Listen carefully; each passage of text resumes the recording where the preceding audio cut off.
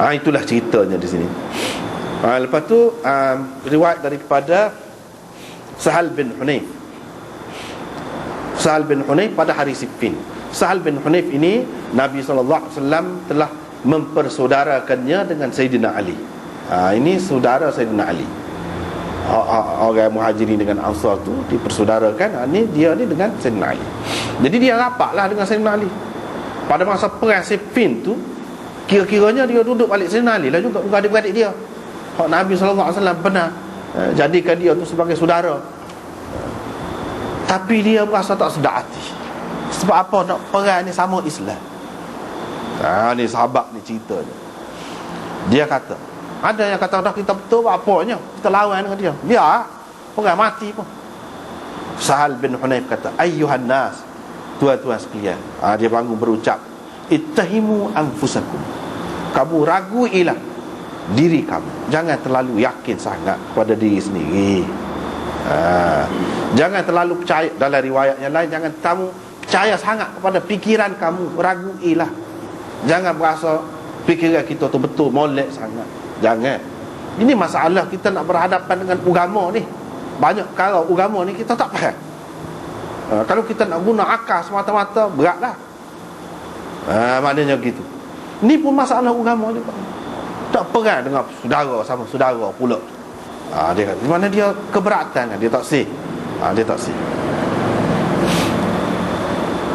Dia kata kami dulu ketika bersama Rasulullah di Hudaybiyah, kalau kira jadi perang, kami perang, kata dia.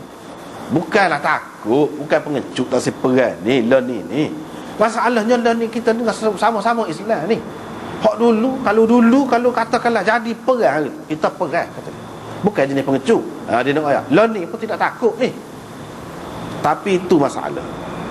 Bila kata gini, ketika berlaku perdamaian di antara Rasulullah dengan orang-orang musyrikin, itulah sebab tadilah.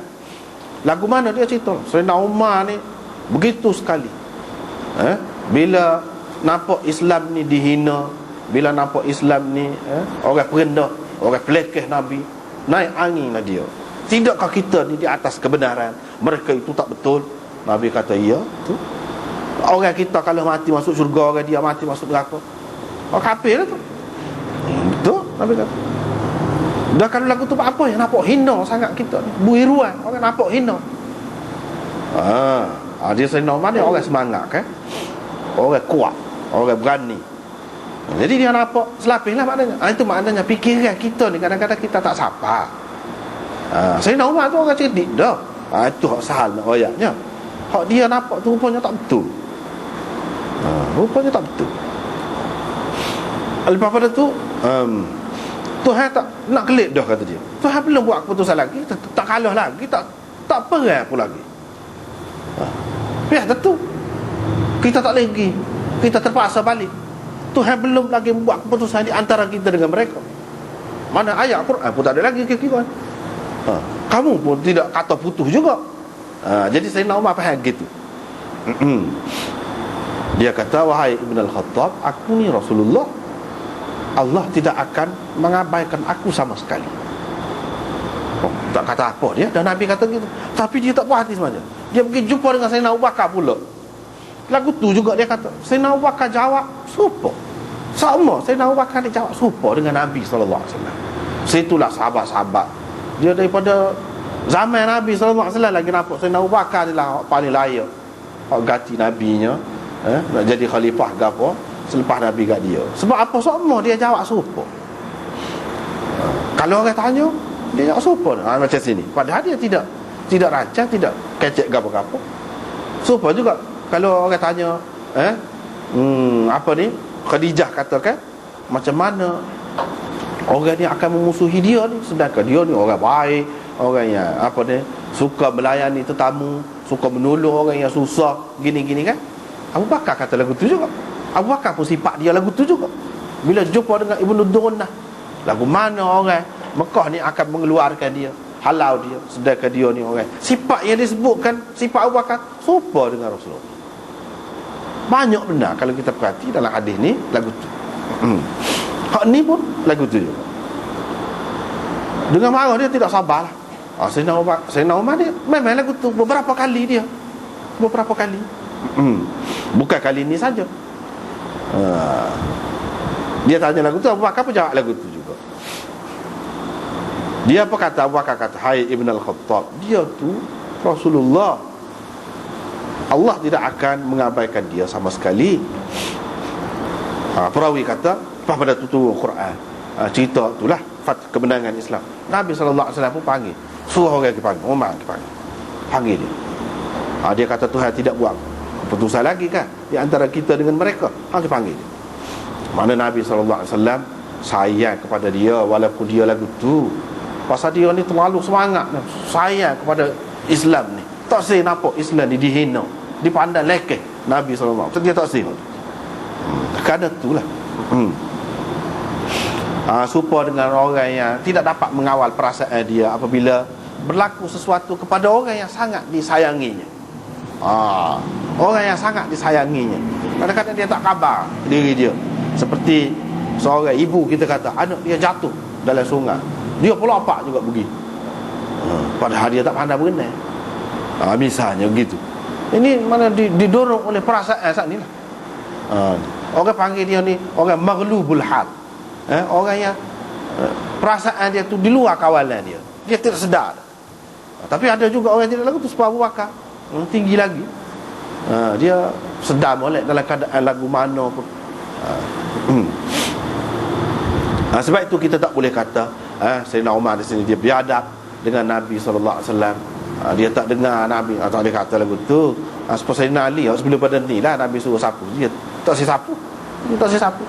Kalau nak kira langgar juga kan. Tapi dia adalah hal dia sendiri, kita tak boleh kata hak tu. Lepas pada tu Nabi dah panggil dia mari, bacalah ayat tu. Adakah ini kemenangan wahai Rasulullah? Kita balik gini nampak macam kalah. Rasulullah kata, iya. Dia pun tak apa. Mana dia, kalau dia puas hati, fatabat nafsuhu wa raja'a, dia pun senang hatilah, puas hati, dah balik tempat dia, tempat penginapan dia, balik ke situ. Baru dia puas hati. Bila begitu, tak apalah, dah Tuhan kata menang. Ini satu kemenangan.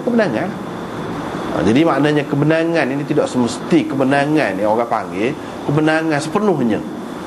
Hak kita dapat bunga-bunga kemenangan pun kemenangan dah tu orang panggil. Begitulah maknanya.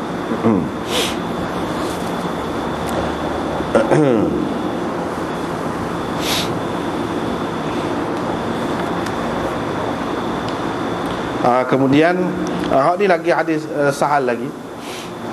Dia kata, kamu raguilah pikiran kamu, demi Allah aku duk nampak lagi hari Abu Jandal. Ni ceritanya pada hari tu belah-belah duduk buat perjanjian tu, tulis tu, mana-mana orang Mekah pergi kepada Nabi SAW kena hantar kelik. Abu Jandal ni seorang sahabat, kalau duduk Mekah dia kena ikat kaki tangan dia, belenggu dengan besi, lari lepas dia, lari sampai dekat Nabi situ. Pok-pok dia kata, ini ujian. Sekali nak tengok Nabi SAW mula-mula kata juga, kalau dia ni seorang lepas lah ni muka tidak muktamad lagi. Dia kata pakai tak jadi kalau pakai lepas. Mana kena hantar balik. Nabi SAW pun tak ada apa lah. Sahabat tu ya, sahabat gitu sekali berasa tu naik angin tu. Jadi duk tengok dia ni dalam keadaan dia belenggu, terikat tangan kaki, dan dianyayai sekian lama, diseksa.